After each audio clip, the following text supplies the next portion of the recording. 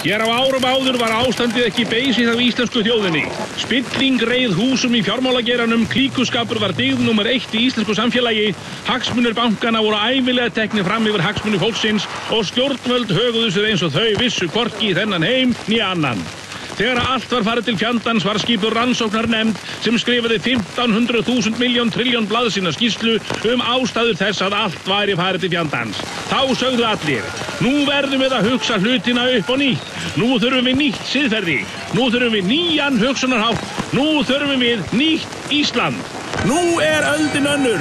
Spilling ríður húsum í fjármálageiranum. Klíkuskapur dyggð númer 1 hjá íslensku samfélagi. Hagsmunir bankana eru ævinlega teknir fram yfir hagsmunir fólksins og stjórnvöld taka sér eins og þið viti.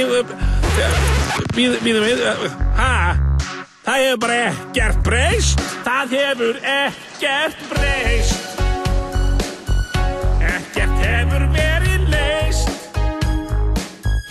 Hey, það situr enginn inni eins og þú veist.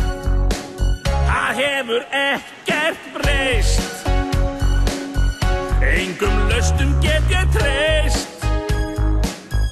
Bankar lífa en úr lífnum líftóran kreist. Það hefur ekkert breyst.